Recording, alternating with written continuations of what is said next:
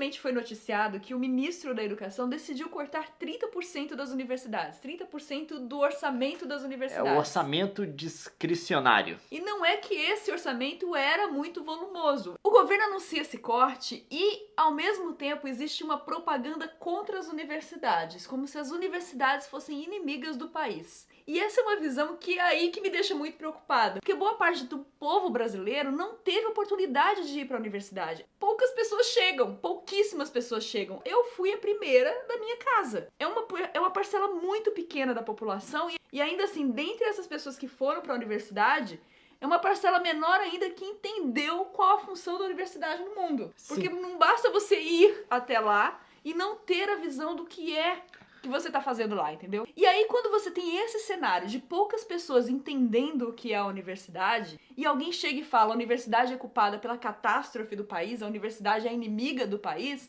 você não tem quem faça a defesa. São poucas vozes frente ao cenário brasileiro erguendo a mão e falando, não, peraí, a gente não é inimigo do país não, a gente tá aqui fazendo pesquisa pra combater o Aedes aegypti. Ou então eu tô aqui, estudando física nuclear, ou eu tô aqui tentando pesquisar energias limpas pra melhorar a plataforma energética do país. Mas são poucas vozes, porque realmente é esse o cenário. O povo brasileiro não foi pra universidade. Tem duas coisas a se culparem aí. Primeiro, acho que tem uma culpa da universidade, principalmente de algumas áreas, porque elas nunca se abriram pro povo. Alguém tava me noticiando hoje no Twitter que ouviu já da boca de um professor, que o professor falando assim, ah não, mas a gente não faz pesquisa pro povão. Parece que existe quase que uma visão negativa dessas coisas de se tentar popularizar o conhecimento acadêmico. Você chegar para as pessoas que não são especialistas na sua área e falar assim, traduzir. É isso que a gente está estudando, essa é a importância desse tipo de coisa, é assim que funciona essa área do conhecimento e tal. Na filosofia, o povo não tem tanto esse preconceito. Relações internacionais, a gente quase não via eventos para o público leigo, tirando um evento que a gente fazia especificamente para o ensino médio. E na filosofia você vê o tempo inteiro, tem café filosófico, a livraria organiza, chama professor, professor vem, coisa do tipo. Existiu por décadas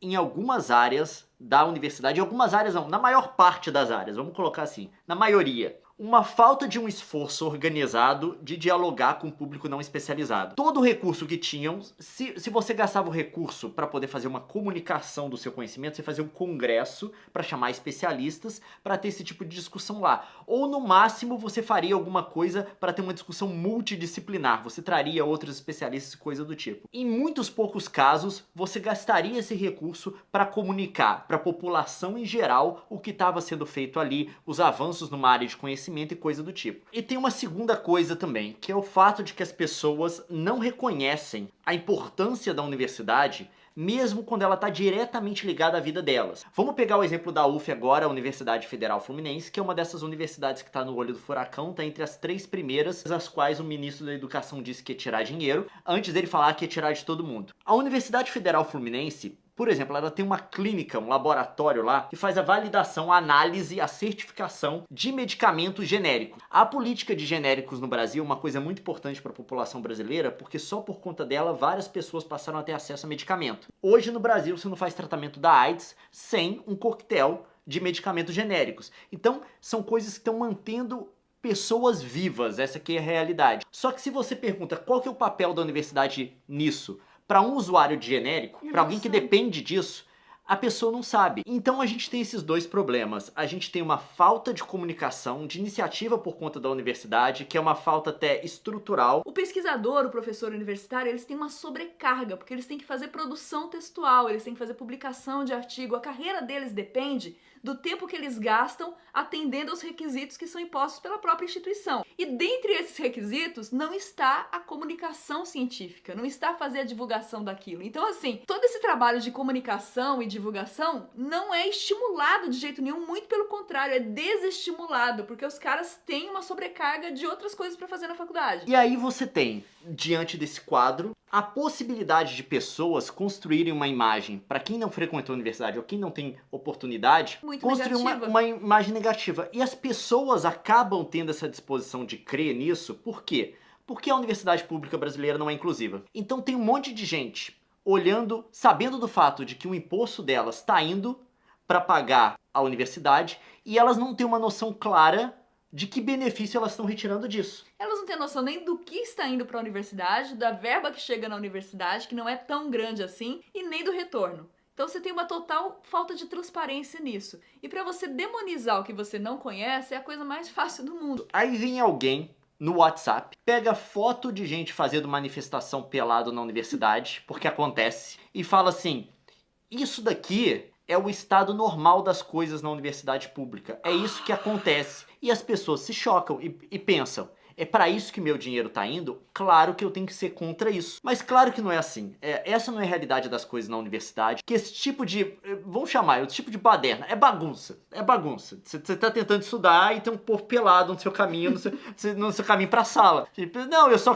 quero lá, tá? Mas essa é a mesma galera que vai aparecer pelado no carnaval, que vai aparecer pelado em festa. É a mesma, entendeu? É coisa da juventude. Se você for procurar foto de gente pelada fazendo protesto, você vai encontrar em todo lugar. Não só isso, mas se você for desacreditar qualquer tipo de investimento estatal com base no uso que algumas pessoas estão dando errado dele, e de fato, a universidade foi feita para estudar. Você tá lá indo fazendo manifestação pelado, você tá dando um uso não desejado para aquele recurso. Mas você vai encontrar gente também na rua. Você não vai defender que você não vai gastar dinheiro com asfalto, não é mesmo? Que não serve pra nada. Eventualmente lá o cara pelado vai sair, o carro vai passar, tá? Na mesma coisa na universidade. O povo pelado vai embora e o cara vai entrar pra estudar. Da mesma forma que não é uma justificativa pra você defender o corte do investimento com asfaltamento, também não é uma justificativa pra você defender o corte do investimento com estudo. A questão é, nenhum país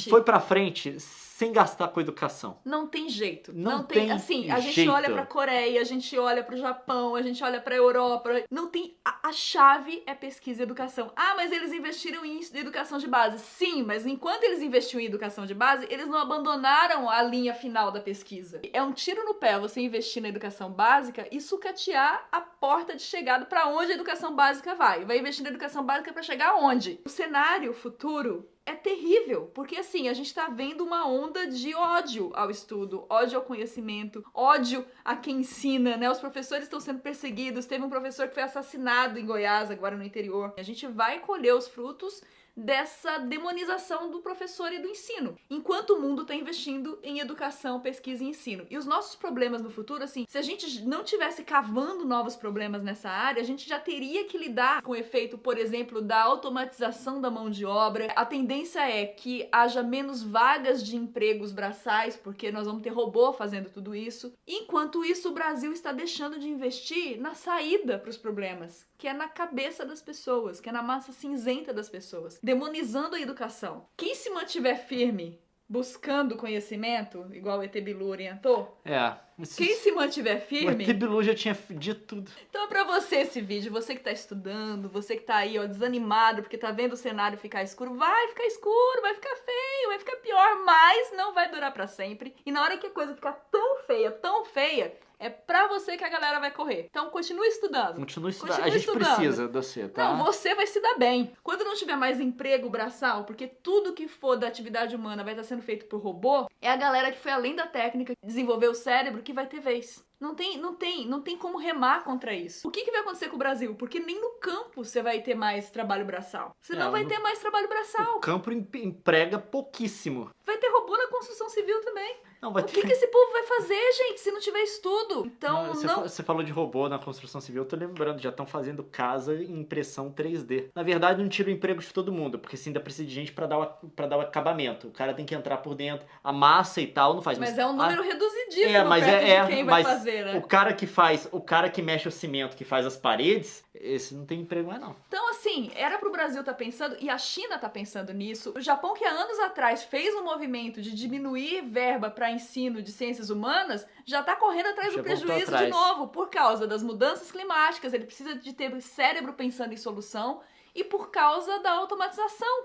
Então é essa seriedade do negócio. O que o governo brasileiro está fazendo, estrangular a pesquisa no Brasil, é estrangular qualquer oportunidade do Brasil no futuro. Porque o mundo vai competir nessa arena. E o brasileiro não vai alcançar essa arena. A gente tá numa vibe muito patriota no Brasil. Que legal! A gente esperava que isso viesse mesmo. É bom ser patriota, é bom amar o país e não torcer pro país apenas nos dias de Copa. Vestir a camisa verde e amarela, massa! Só que seja racional e pense estrategicamente em que você tá preparando o país. Você tá sendo patriota e preparando o país pra qual guerra? Porque é essa guerra do conhecimento que vai ser travada daqui pra frente. É nessa arena que a gente vai ter que brigar. E nessa a gente não tá treinando, entendeu? Muito pelo contrário, a gente tá sufocando quem teria capacidade de nos preparar pra esse momento. O povo que de fato tem a condição de tirar, de salvar a gente, é o povo que tá sendo tratado como vilão. Tá levando pedrada. O cara fala assim, não pode cortar porque a gente precisa de recurso. Aí, de repente, do nada, parece que o cara é o demônio tá defendendo que a gente deve bater dar soco em bebê na rua. Se você não tem noção do que a gente tá falando, você não precisa acreditar na gente. As universidades têm site, elas produzem notícias sobre o que elas estão pesquisando. Você pode entrar no site da universidade e ir lá descobrir o que elas estão fazendo. Você não precisa acreditar em ninguém. Você pode formar a sua opinião sozinho. E esse é o melhor cenário, inclusive a gente encoraja que você faça isso. Não, por exemplo, eu vi agora, saiu até recentemente a pesquisa da Federal Fluminense, que os caras identificaram um agrotóxico que pode causar acúmulo de gordura no corpo da pessoa. Então, se de repente você tem um infarto comendo alface, tô exagerando, mas tipo assim, é o tipo de coisa que você quer que tenha alguém pesquisando.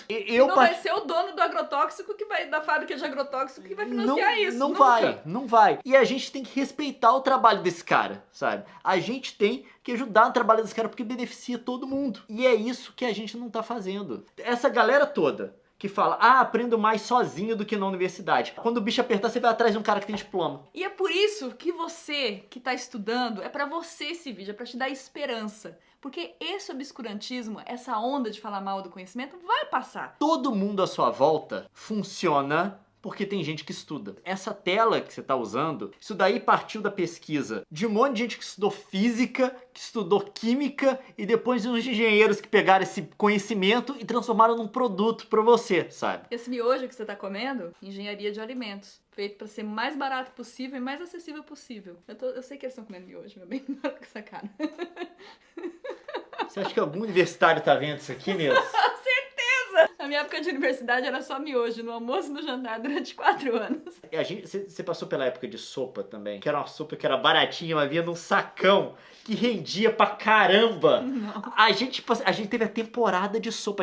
Acho que até enjoar, a gente passou 1 ano e meio naquela sopa. Que balbúrdia, hein, meu bem? É balbúrdia, tá bom? Eu não devia ter rido do ET Bilu, gente. Não, todo mundo zombou do ET Bilu, agora tá todo mundo assim, ele tava certo! Ele sabia de tudo. Ele olhou 10 anos na frente na história do país, falou, busque o conhecimento, que ele sabe que alguma coisa tá chegando. Ele sabia que era isso.